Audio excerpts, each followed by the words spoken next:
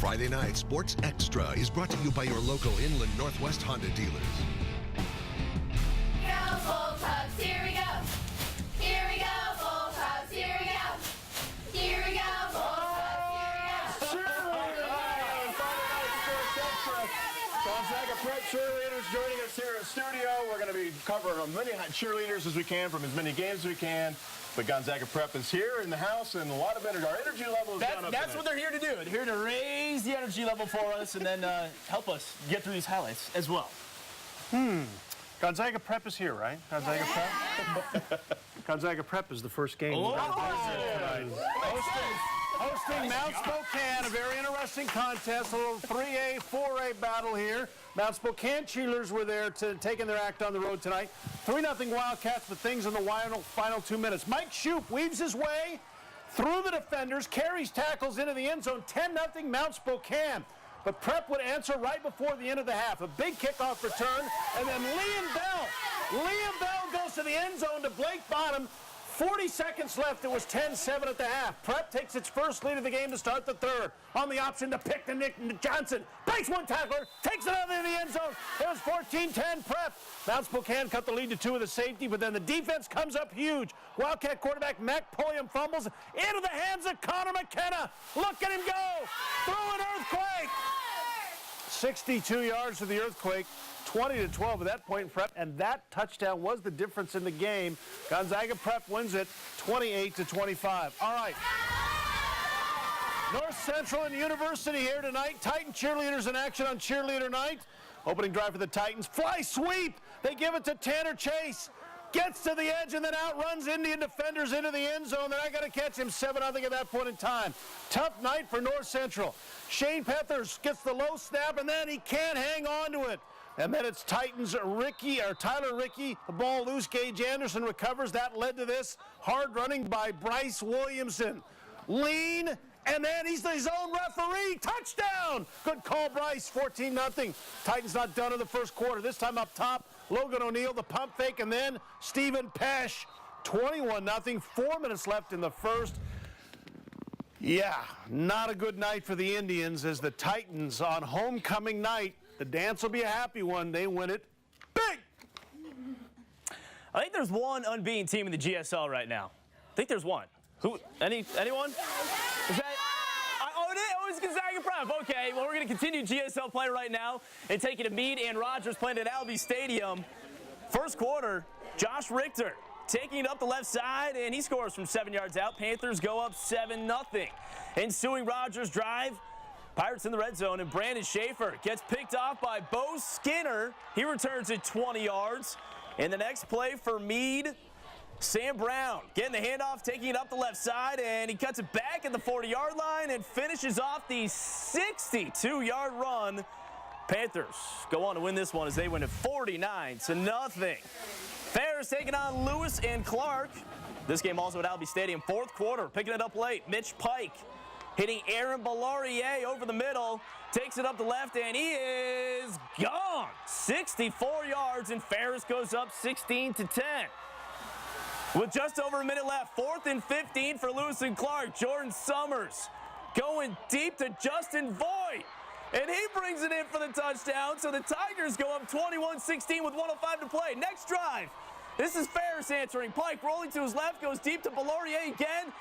And he's going 54 yards to put the Saxons up 22-21 with 36 seconds left.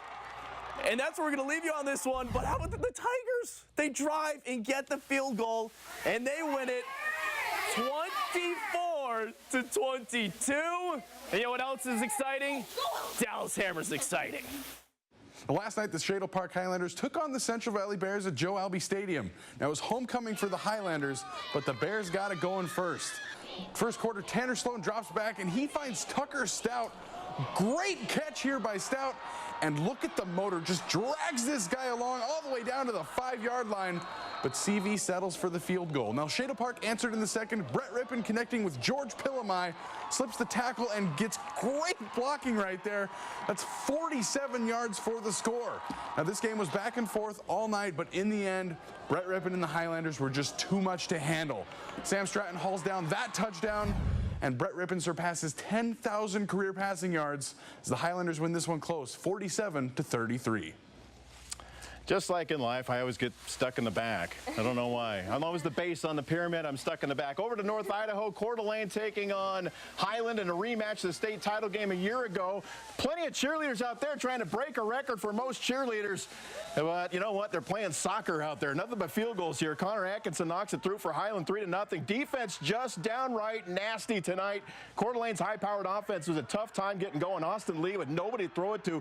He'd get caved under for the sack. Another drive goes with no points for Coeur d'Alene. Rams back on the attack. Dakota Tillotson way up top. Check out the catch by Tamale Campbell. Plenty of spice on that. Nice catch as he fall out of bounds, but another field goal as the defense would hold strong. Vikings trying to answer late in the half. Lee hits Drew Berger on the screen pass. He turns it upfield. A big game for the Vikings, but this game was 6-0 at the half. Nothing but field goals, and then it came down to Coeur d'Alene having the ball on the 1-yard line, and time ran out as they tried to kick a field goal. Highland wins the football game. Over to Lakeland and Rathdrum we go. Look how many cheerleaders they have. They have a battalion, and they're doing push-ups. I can't do those anymore. Play of the night nominee, Post Falls Dalton Thompson. Watch this catch. I don't know how, but he caught it.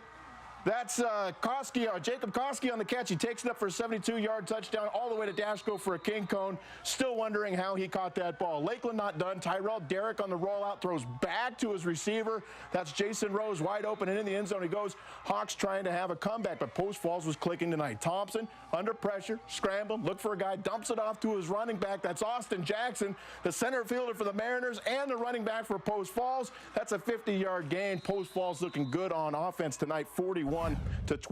The Trojan offense, pretty darn good. All right, we're going to step out of league play for a little bit. Kick the feet back. Relax. Okay, Clarkson making a trip to Priest River. It's a long drive. They're probably kicking their feet right now after that one. Bantams and Spartans. No score early on. Clarkson getting on the board, though. A.J. Davis airing it out for Trevor Sperry. Just reaches out and takes that one away from the defender. And it was 7-0 Clarkson. Priest River looking to respond. Anthony Sturrow over the middle to Jeremy McDonald, and he picks up big yardage right here into Clarkson territory, but the Bantams come up with a big stop. Jacob Schultz on the next play, taking it away with the interception right here. And Clarkson hangs on to win this one as they take it 48-20. Big part of what we do here on Friday Night Sports Extra, getting you involved in social media. You may ask how? Well, Dallas Hammer's got answers. Now, each week here on Friday Night Sports Extra, we feature someone from our 700 ESPN HS social media team. And tonight, we'd like to highlight Kegley Shu. Now, Kegley got in touch with us through the 700 ESPN High School Sports Facebook page and told us that she wanted to share scores from all the Bullpup football games. Now, Kegley's a senior at G-Prep, but the thing is, she's sharing scores for us while also serving as the head student athletic trainer for the Bullpups. Now, getting on TV is pretty cool, huh? You could get on TV too, but first, you got to join our team. Just tweet or Facebook us at 700 ESPN HS and just tell us what team you'd like to cover. Thank you, young Mr. Hammer. And yes, it is getting, for him, it is cool to be on TV. We tried, but we had to put him on. All right. 10 weeks of Friday Night Sports Extra in our 29th year, and we decided to do something new to celebrate all the great fields and the great places to go and watch a football game. Gonzaga Prep was a great place to watch a football game tonight. Mullen is a great place to watch a football game, but you've got to do it in the daytime. They got no lights at John Drager Field. It's one of the coziest fields. Games in September are played in the sunshine, and as the season goes on, it's the first place in our area you'll see fall. And if you're not careful, at the end of the season, you might see winter. Just a handful of fans who come to watch, but there are just a handful of kids playing in a town that has just a handful of people. It's 8-man football, built by John Drager, who at one point saw his team win 30 straight North Star League games, also saw his team win 17 league titles in the shadow of a hill. That's what this area is all about. Small town football at John Drager Field is what Mullen football is all about. They got 9 guys on their team this year. You will not find a prettier football field. That's the mountains right there, the trees. And Tom was there today. Fall's there, isn't it? Fall is there. And let me tell you, going up top there on that back road, watching it, overlooking, that's a pretty cool view, too. Speaking of 8-man football, don't go away. That's coming up next. Friday Night Sports Extra continues.